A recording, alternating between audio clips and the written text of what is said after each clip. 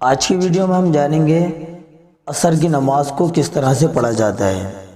دوستو آپ لوگ جانتے ہی ہیں ساری نماز ہمیں دوبارہ ڈالنی پڑ رہی ہیں۔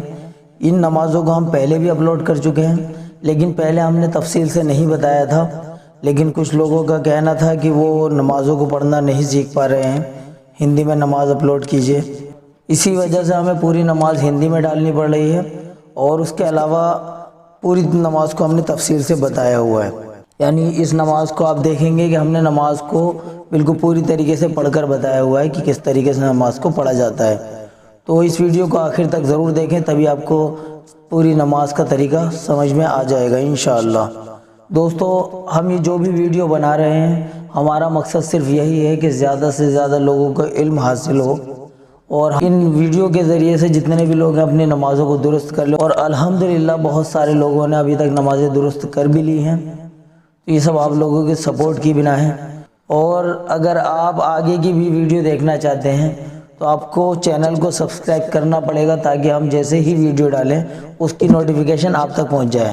جب آپ چینل سبسکرائب کر لیں تو بیل آئیکن پر کلک کریں اور آل نوٹیفیکیشن کا آپشن ضرور سیلیکٹ کریں، کیونکہ ایسا کرنے سے جب بھی ہم ویڈیو ڈالیں گے آپ کے پاس ایک نوٹیفیکیشن آ جائے گی، اور اس پر آپ کلک کر کے ویڈیو کو دیکھ سکتے ہیں۔ چلیے دوستو پہلے ویڈیو کو شروع کر لیتے ہیں اور جان لیتے ہیں عصر کی نماز کے بارے میں۔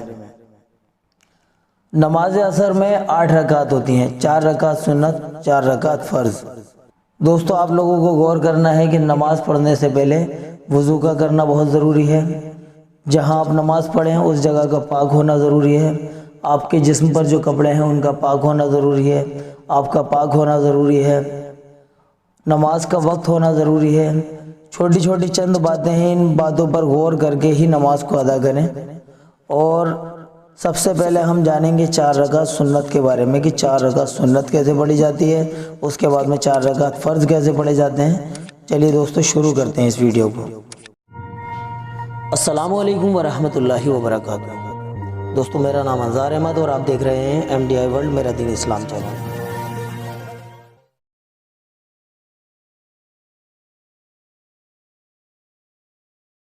اللہ اکبر، سبحانک اللہم وبحمدک وتبارک اسمک وتعالی جدک ولا الہ غیرک۔ اعوذ باللہ من الشیطان الرجیم، بسم اللہ الرحمن الرحیم۔ الحمد للہ رب العالمین، الرحمن الرحیم، مالک یوم الدین، ایاک نعبد و ایاک نستعین، اہدنا الصراط المستقیم، صراط الذین انعمت علیہم غیر المغضوب علیہم ولا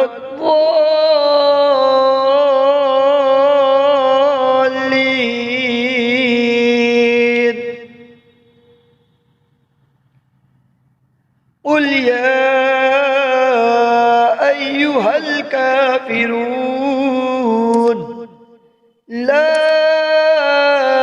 اعبد ما تعبدون ولا أنتم عابدون ما أعبد ولا أنا عابد ما عبدتم ولا أنتم عابدون ما أعبد لكم دينكم ولي دين۔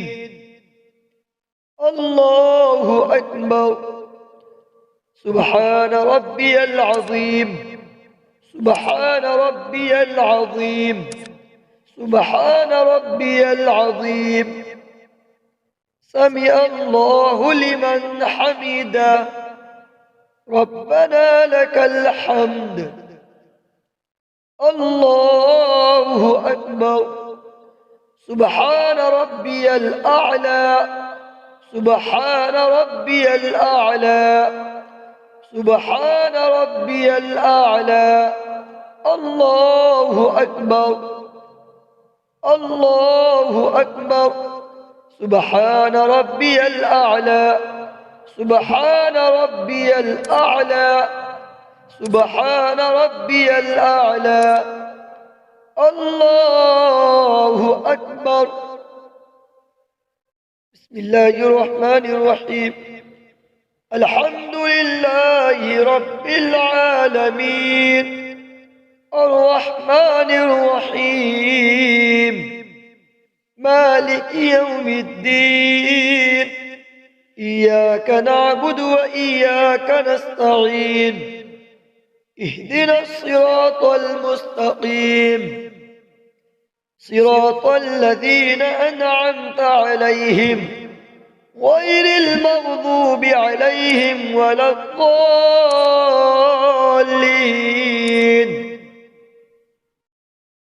بسم الله الرحمن الرحيم. إذا جاء نصر الله والفتح ورأيت الناس يدخلون في دين الله أفواجا فسبح بحمد ربك واستغفره إنه كان توابا. الله أكبر. سبحان ربي العظيم سبحان ربي العظيم سبحان ربي العظيم. سمع الله لمن حمده. ربنا لك الحمد. الله أكبر. سبحان ربي الأعلى سبحان ربي الأعلى سبحان ربي الأعلى. الله أكبر الله أكبر. سبحان ربي الأعلى سبحان ربي الأعلى سبحان ربي الأعلى. الله أكبر. التحيات لله والصلوات والطيبات. السلام عليك أيها النبي ورحمة الله وبركاته. السلام علينا وعلى عباد الله الصالحين. أشهد أن لا إله إلا الله وأشهد أن محمدا عبده ورسوله. الله أكبر. بسم الله الرحمن الرحيم. الحمد لله رب العالمين الرحمن الرحيم مالك يوم الدين. إياك نعبد وإياك نستعين. اهدنا الصراط المستقيم صراط الذين أنعمت عليهم غير المغضوب عليهم ولا الضالين.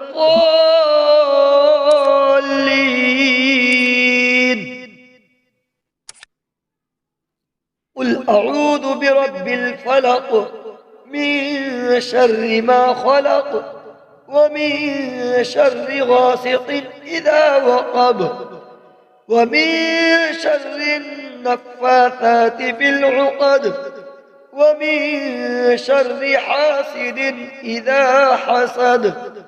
الله أكبر.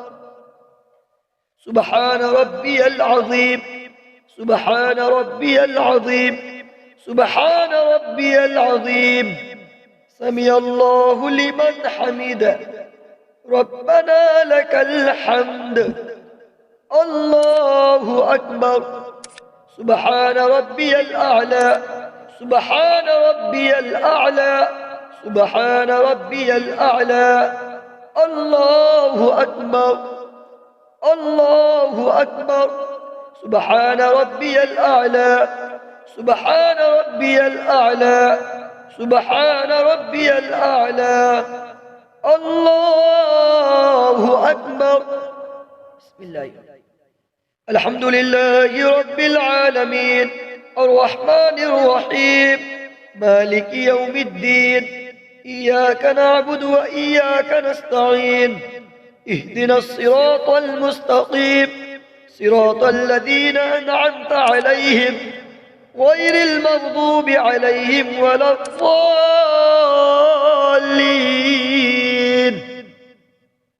آمين. قل أعوذ برب الناس ملك الناس إله الناس من شر الوسواس الخناس الذي يوسوس في صدور الناس من الجنة والناس. الله أكبر. سبحان ربي العظيم سبحان ربي العظيم سبحان ربي العظيم. سمع الله لمن حمده. ربنا لك الحمد. الله أكبر. سبحان ربي الأعلى سبحان ربي الأعلى سبحان ربي الأعلى.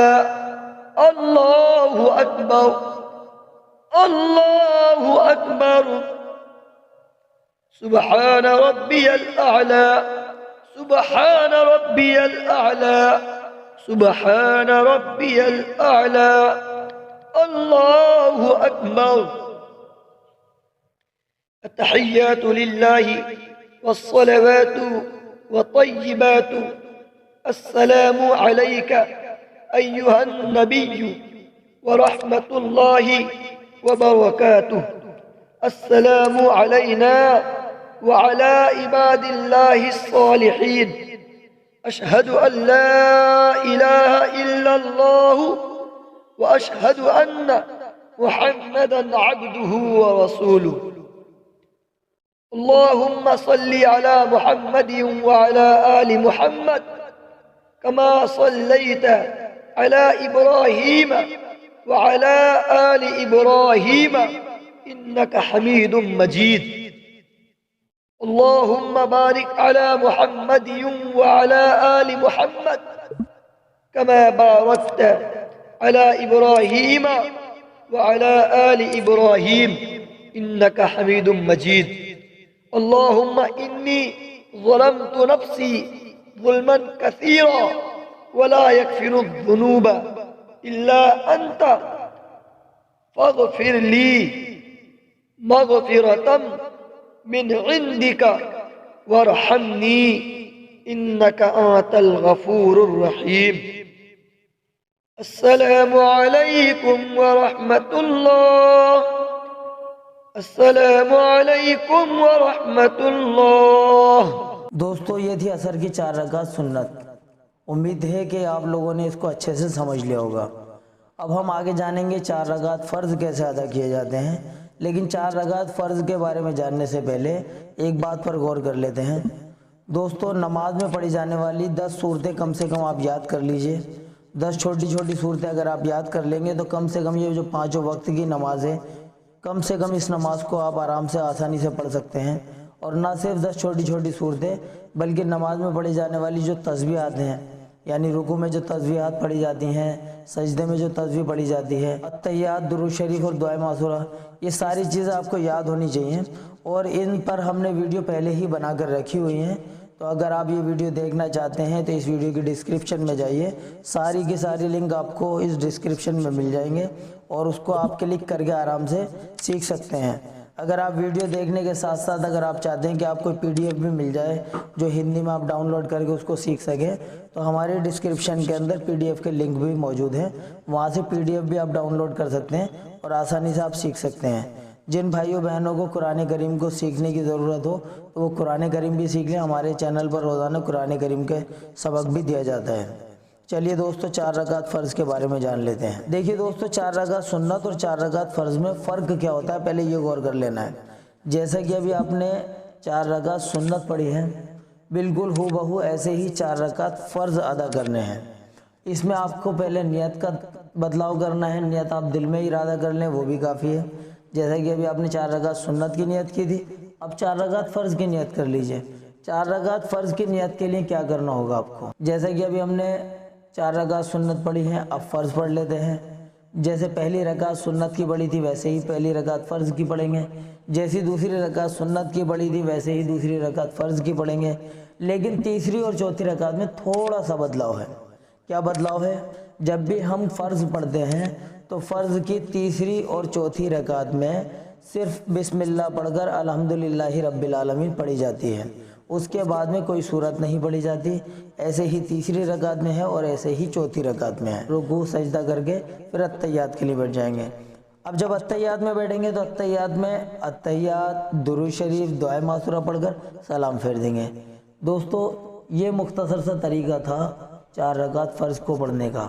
اس میں آپ کو صرف تھوڑا سا غور کرنا ہے کہ سنت پڑھیں تو چاروں رکعت میں الحمدللہ رب العالمین کے بعد میں کوئی صورت ملائیں، فرض پڑھیں تو شروع کی 2 رکعت میں الحمدللہ رب العالمین کے بعد میں کوئی صورت ملائیں، اور تیسری اور چوتھی رکعت میں صرف بسم اللہ کے بعد میں الحمدللہ رب العالمین ہی پڑھیں۔ تو دوستو یہ تھا 4 رکعت سنت اور 4 رکعت فرض اثر کا طریقہ۔ امید کرتے ہیں یہ بھی آپ کو سمجھ آ گیا ہوگا۔ انشاءاللہ اگلی ویڈیو مغرب کی نماز کے اوپر ہم بنانے جا رہے ہیں، تو اس کو بھی آپ غور کیجئے گا۔ چلیے دوستو اس ویڈیو میں اتنا ہی ہے۔ اگر آپ کو یہ ویڈیو سمجھ آئی ہو تو اس ویڈیو کو زیادہ سے زیادہ شیئر کیجئے تاکہ دوسروں کا بھی بھلا ہو سکے۔ السلام علیکم ورحمۃ اللہ وبرکاتہ۔